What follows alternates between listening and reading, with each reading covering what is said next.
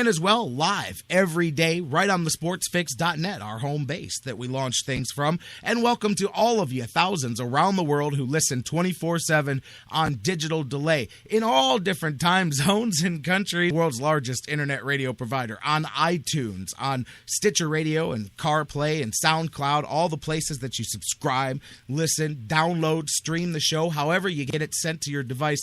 Thank you guys so much, as we say each and every day. And as I say, I've got the microphone. That's this thing right here I'm beating on. Yep, that's in your ears. I'm turning it around and I'm throwing it at you. Catch. Boom. Here it goes. 216-539-7535 is the number to call. Don't make me throw the microphone again. 216-539-7535. If you can't get to the phone, as always, Facebook it, tweet it, email it, baby. Lots of ways to stay in touch with us. Facebook.com/thesportsfix. Tweet with us at The Sports Fix, CLE, all one word. Email us, thesportsfix@AOL.com. Again, Facebook.com/The Sports Fix.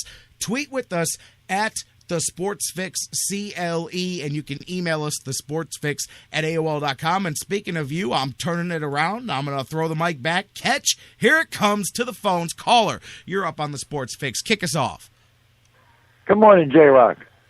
Good morning. This is my man Bruce in the chat room. What's up, Bruce? Hey, not much. Wanted to elaborate a little bit on what you were talking about with the Tribe. I dare you to. I dare you to elaborate. Go for it. Well, you know, I mean, this is like a Hollywood script that doesn't have a happy ending, but it's not a sad movie either, you know? I mean, it's kind of like in between. You have Moneyball that is not complete. If you look back on the season and everything that has happened, I mean, if your starting pitcher or your ace of your staff is pitching in St. Louis, okay, your all-star, one-time all-star shortstop is playing second base for Washington. The closer that you went out and spent $5 million on or whatever, all three are playoff teams, by the way. Well, but let's be fair. Those guys did not contribute to those playoff runs. Let's be fair about that either. But okay, but you're right. Didn't contribute at all here. I mean, that's why they're not here, obviously. I mean, that's big. Stop right there. Let me take piece by piece as you go through this. That's huge right there. Look at this. Now, whether, and of course, lots of you guys that talk to us every day, some people had different valuations of Justin Masterson, whether he was an ace, whether he was a number 2 or a number 3, but whatever.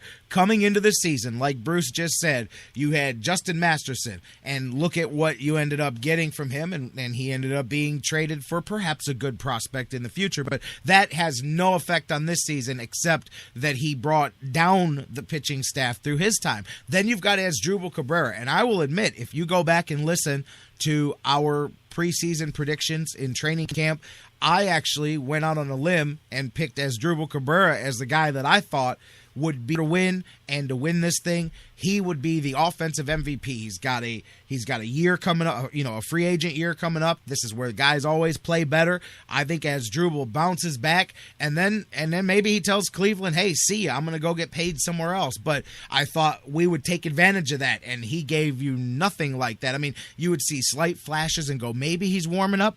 No, he's not. Never mind. So boom, then Exford, as you bring him up too, completely flames apart, and then we know how that's, and that was very, very early on in the season. We haven't gotten to anything else. Just look at those three things. Take any team and take their, whether you want to say they're really the number one or not, the guy that's in the number one spot in the rotation. Take him off of any team, any one of these playoff teams. Take the number one pitcher out of the rotation. Take the starting former all-star, let's just say infielder, in case you want to go to third base or second. You don't have to go to shortstop, but take him off of that team, and then take the bright, shiny closer that they just signed for $5 million. Take the closing pitcher off of that team. Right there, tell me what you've got. On any team, I don't care if you're talking about the Dodgers, I don't care if we're talking about the Cardinals, make those changes to any one of these teams and tell me how much more of a struggle they would have. Maybe they have enough talent to win. I'm not saying they don't, but we're not done with the Indians. That's only the first things that have happened during this season. I'm sure Bruce is going to pick right back up after that. Okay, how about your one-time starting catcher was moved to third base and then eventually moved to first base? Yep. Okay, your number 4 hitter, by the way, that leads the league in walks but has one of the lowest batting averages for a number 4 hitter, is probably one of your weakest hitters. But he still ends up, by the end of the season, somehow, he still ends up with almost 30 home runs, even with his slumps. And there's a conundrum, too, by the way, is Carlos Santana. You've got clearly an effective baseball player. He's got a great on-base percentage. He draws those walks. He still ends up hitting 27, 28 home runs. But he goes through those long stretches that we saw this year where he can't hit anything. And he's you don't necessarily want your cleanup hitter to draw all those walks. I mean, it kind of sucks the power out of the middle there, even though you'll get those home runs that add up, but they don't always come at the right times that you need them. So he's like the cleanup hitter that's not actually a cleanup hitter, but he's still he's just a number 4 batter in the lineup. Yeah, but he's a good player. Like, guys just want to pitch him to the side, and they go, oh, well, Santana's garbage. And I'm like, no, he's not an effective cleanup hitter for some, whether it's and you know what though, part of me wonders is if you give him some protection there, if you guys could, build in one more guy in the middle of that lineup where all of a sudden you've got, like we talk about Detroit, where you can't monkey around because you gotta pitch right to Santana, otherwise so-and-so is gonna get you. And then you got Brantley in front. And then, but that's one of the problems, as we talked about, is never did you have more than 2 or 3 guys consistent on offense in any stretch during the season. It would be Brantley and Kipnis and Santana for 3 weeks, and then Santana and Kipnis would go ice cold, and it would be Brantley and Chisenhall and Bourne would hit for 3 weeks, and then Bourne would get hurt, and then this guy, and you never had the same guys hot all at the same time. That's another thing that sucked down this lineup. Well, let me get to Michael Bourne. I mean, the guy was supposed to be the next Kenny Lofton. I'm on the DL than he did in center field. I'll be honest. And, I never called him the next Kenny Lofton, but I definitely said he could be a Marquise Grissom type guy. He could definitely be, at least that was the rep that he came in with. But I think we found out why it wasn't just, maybe it was just that draft pick, but maybe that's not why he was still sitting out there, because I mean, obviously, he's a good baseball player. He makes some good plays. I mean, I like Michael Bourne, but he's not the same Michael Bourne that he was before he became a free agent. And I think the Indians, buyer beware, too little, too late, but they found that out. He's injury prone, and even when he's out there, he just doesn't have those legs. Don't have that spark that they had before. Right, and the old saying is there's no substitute for speed, but if your legs aren't working, you're pretty much done. Yeah. It's like he's running in quicksand sometimes, and you're like, exactly. Man, what happened to that guy? Because there was some people that said, hey, that's the Kenny Lofton, but there is something to, like, he wasn't, I never compared him to him, but I said, man, that should, he's got some spark. I remembered too, wasn't it just a few years before we signed him as a free agent that he was the red hot trade deadline guy. He was the guy that every team was, he was the guy that teams were trying to put their big packages together to get that prospect, that hitting, running, fielding, outfielder, 5-tool guy, and right. Very quickly he broke down into much less than people thought. By the way, real quickly, as we're on the air, Jonathan Knight just sent us a tweet. He said they will not be able to ignore the needs this offseason unlike last year's great finish. And he's right, because last year finished so positive momentum that everybody was able to look at the good and say, okay, we're going to keep the same pitchers, we're going to keep the same everything, we're going to bring back 90% of last year's team, and we're not going to add to it. Whereas now, you came so close, but you missed it at the end. that I think there's a difference in your front office mindset, because now it's like, now we're not coming out with that feel good. We're like, man, we should have done more. So perhaps now the Indians can't hide behind the 10-game winning streak. The front office can't hide behind the way the season ended, because now it ended basically showing you the pieces that you were missing to go further. Exactly. Now let me switch a little bit with the pitching staff. The season, Masterson was gone, and the two of the other starters, McAllister and Tomlin, are in the bullpen. So 3 of your 5 starters that you started the season with aren't even in your rotation anymore. I know.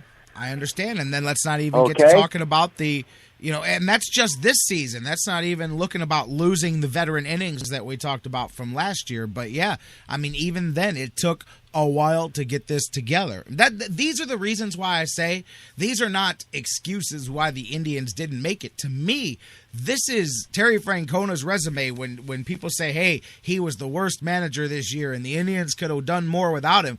These are the things, if I'm Terry Francona, that I'm holding up and going, man, I get it. I made a few more mistakes this year, but look at the list of things that I dealt with this year. Oh, yeah, because has anybody looked at this? You guys want to try this? Go try this on your video game. Go plug this into your video game and tell me how many games you win.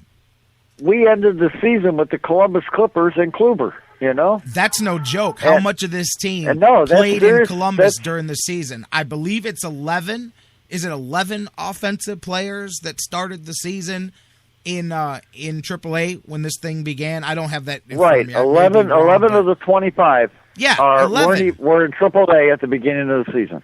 Exactly. I mean, and that's not saying, hey, that speaks well to the development. I mean, look, some of these guys shouldn't have been there at the end, by the way, but Ramirez is not one of them. When they lump him into that group, I disagree. Ramirez came to play. A lot of people thought, man, well, he's just going to hold the ship for a week or two until Lindor comes up and takes the spot. But, man, what did he, so far since he came up, I think Ramirez is hitting around 280, 275, 280. And he's played a good glove. Yeah, he's made some mistakes, but that's part of what comes with playing in crunch time as a rookie, basically. I mean, that pressure is going to get to you, and I'm kind of glad he went through it here this season, because now you've got an interesting problem with 2 very good prospects there, one of which hasn't even been tested yet. The other one came through a little decent when he was tested the first time. So I think you got some good out of this stretch run too, and the emergence of Ramirez there is kind of one of those that you could point to. Okay, with Ramirez being the good and obviously Swisher being the ugly, how about let's just go with the bad? We signed Murphy to play right field. Murphy was supposed to be the clutch hitter that put us over the top. And we had 9 different right fielders this season. 9 different guys that played right field since we signed Murphy. Again, like when I was talking about take any of these playoff teams, remove the number 1 pitcher, remove the starting shortstop, remove the closer. Now filter 9 different guys through right field. Add that to that team as well. And give them 11 of their AAA ball players on opening day playing today on this day of the season. And again, I dare you to show me which teams still have the same record that they do, because there are some that may, if their managers are good. And again, that's why I point back to Terry Francona, because of all this stuff that we're talking about. And you know what, real quickly, how about I want to jump Chisenhall? in.